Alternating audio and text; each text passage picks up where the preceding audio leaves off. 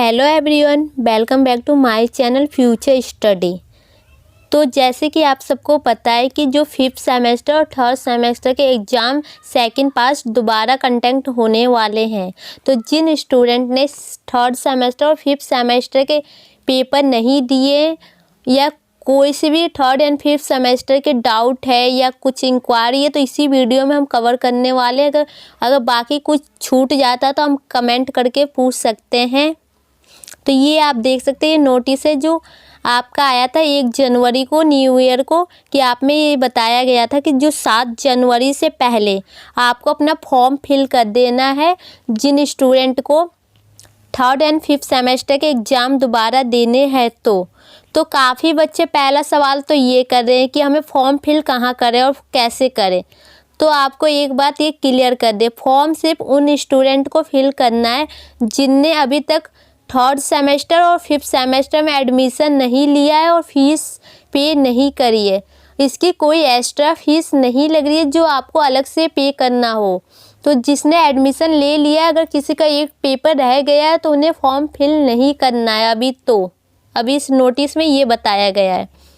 तो कब form fill करना होगा फिर हमें पेपर देने के लिए दोबारा, तो ये डाउट है बच्चों के।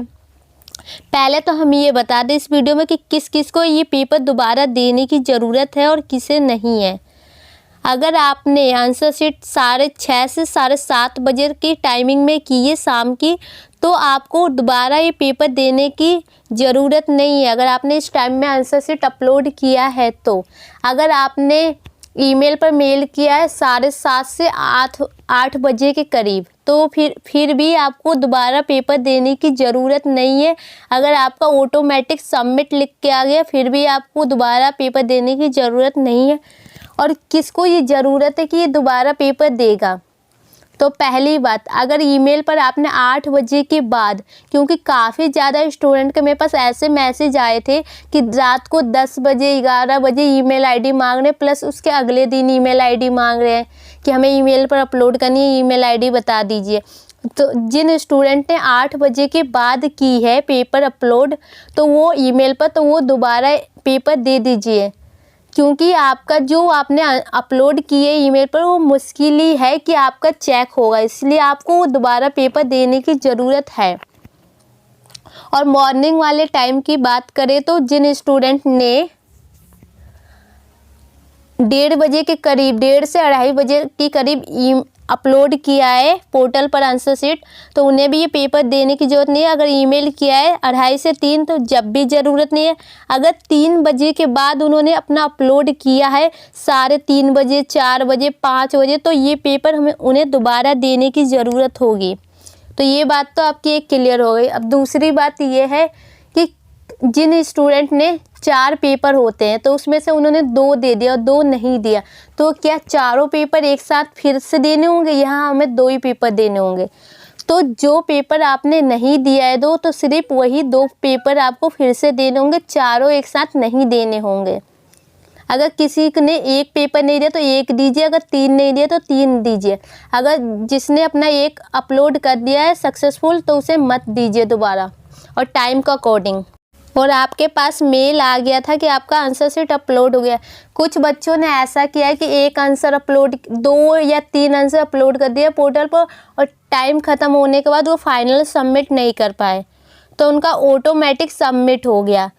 तो सबमिट तो हो गया, लेकिन ये नहीं कह सकते कि वो 2 क्वेश्चनों पर एसओएल वाले पास करेंगे या नहीं।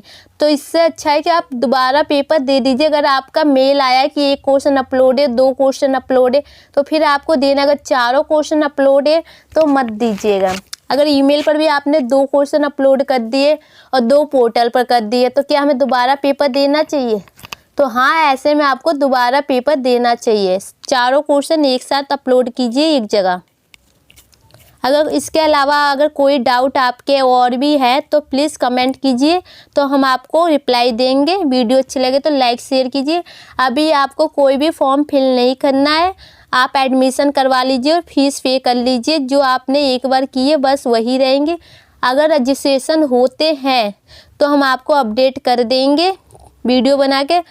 और जहाँ तक कि आपके रजिस्ट्रेशन ओबीई के पोर्टल पर आंसर शीट अपलोड नहीं होंगे इस पेपर का, इस पेपर का आपको ईमेल आईडी दी जाएगी, ईमेल आईडी पर अपलोड करना होगा और उसकी भी टाइमिंग दी जाएगी। तो आप इस बात का ध्यान रखिएगा, पिछली बार की तरह कोई भी गलती मत कीजिएगा।